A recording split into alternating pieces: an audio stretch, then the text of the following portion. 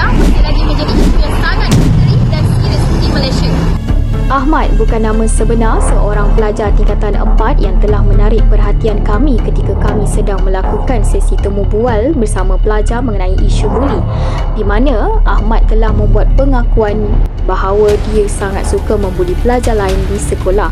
Dan apabila kami bertanya mengapa, dia mengatakan dengan jelas dan sangat yakin bahawa membuli ini adalah satu keperluan yang sangat penting untuk lelaki, kerana untuk memperlihatkan betapa tingginya status lelaki. Dan perkara ini menyebabkan kami berminat untuk menyelusuri lagi kisah si Ahmad. Dan kami diberitahu oleh pihak sekolah bahawa Ahmad ini adalah seorang pelajar bilazim dan mempunyai masalah disiplin dan tingkah laku yang sangat-sangat kritikal. Jadi, apakah teori tingkah laku yang boleh dikaitkan dengan masalah pelajar ini?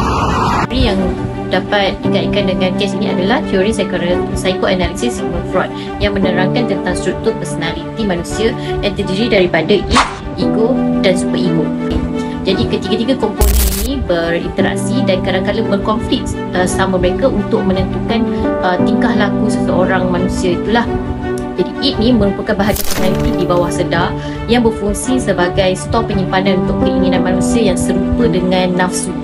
Manakala ego pula mula wujud sejak fasa bayi dan merupakan bahagian personaliti yang mengandungi pemikiran realistik dan logik yang tersusun serta berfungsi mengawal id supaya keinginan tidak melanggar etika, peraturan maupun norma masyarakat.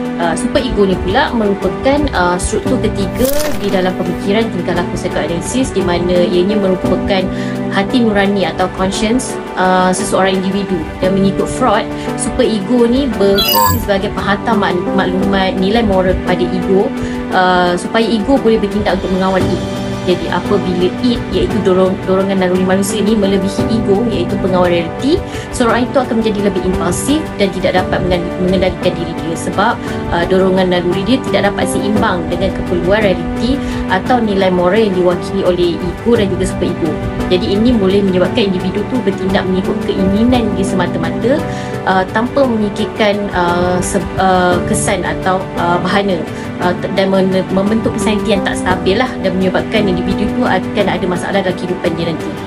Jadi seperti dalam kes ni, apabila murid ni mengutamakan rasa dan naluri dia yang ingin memberontak, marah dan juga tak puas hati dan menzahirkannya dalam perbuatan yang ingin memukul murid lain, jadi ini bermaksud id dia telah membatasi ego dia yang sepatutnya mengawal id tersebut supaya pelakuan dia tidak melanggar etika, peraturan dan juga norma masyarakat. Salah satu kaedah paling berkesan untuk menangani isu ini adalah kaunseling. Tidak seperti hukuman disiplin, kaunseling memberi fokus kepada perubahan tingkah laku melalui bimbingan psikologi. Kaunselor sering menggunakan pendekatan kognitif behaviour therapy atau CBT, di mana teori ini menjelaskan bahawa tingkah laku membuli berpunca daripada corak pemikiran yang salah. Melalui kaunseling, pembuli dibimbing untuk mengenal pasti pemikiran yang salah dan menggantikannya dengan cara berfikir positif dan rasional. Kaunseling juga melatih pembuli mengawal emosi melalui teknik pernafasan, pengurusan masa dan komunikasi positif. Pendekatan seperti role play membantu mereka merasai pengalaman menjadi mangsa buli, lalu menimbulkan sifat empati. Kaunseling merupakan antara kaedah yang paling berkesan dalam menangani isu buli di sekolah kerana ia menekankan perubahan tingkah laku melalui bimbingan psikologi. Keberkesanan kaedah ini juga telah dibuktikan melalui kajian seperti Valderi de Ferriton pada 2004, iaitu intervensi yang gabungkan kaunseling individu dan kelompok berjaya mengurangkan kadar buli secara signifikan.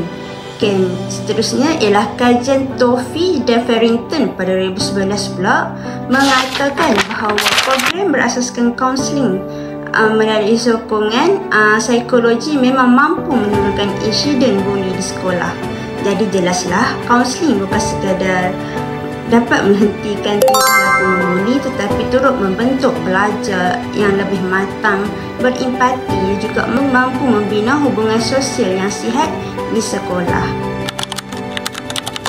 Zainuddin Abu Bakar dalam buku beliau yang bertajuk Psikologi Pendidikan, Pedoman untuk Ibu Bapa dan Guru mendefinisikan psikologi pendidikan sebagai pengertian terhadap perbezaan individu berdasarkan 3 aspek, iaitu aspek minat, kebolehan dan tingkah laku berdasarkan proses pembelajaran. Psikologi pendidikan adalah satu pengetahuan yang penting yang perlu dimiliki oleh setiap guru dalam usaha mewujudkan suasana kelas yang efektif selain membantu guru menyusun bahan mengikut keperluan pelajar. Menurut kajian yang telah dijalankan, mengetahui latar belakang dan juga punca kepada tindakan buli ini, guru boleh mengambil pendekatan secara emosi kepada Ahmad, iaitu pelaku buli. Rudy Haryati dan Cindy Claudia 2021 menyatakan guru tidak hanya mengajar namun juga menjalin ikatan sosial yang baik bagi mencipta suasana kelas yang positif semasa pengajaran. Kedua-dua buku dan juga artikel bersetuju bahawa kefahaman yang baik terhadap psikologi pendidikan membolehkan guru untuk memahami pelajar dari sudut emosi dan juga mental dan menciptakan suasana yang kondusif dan selamat di dalam kelas. Pelajar yang divalidasikan secara emosi akan berasa senang hati dan termotivasi untuk belajar, sekaligus dapat membendung tindakan buli ini. Hal ini kerana Ahmad berasa tidak diberi perhatian yang secukupnya oleh orang tuanya dan disebabkan masalah kewangan yang dihadapi, di samping Ahmad menyaksikan kekerasan yang dilakukan oleh ayah kepada ibunya. Guru berperanan sebagai ejen pembimbing, mendalami ilmu psikologi, membantu guru untuk berbincang dengan pelajar tanpa perlu menghukum pelajar tersebut. Sekolah bebas buli, masa depan lebih cerah.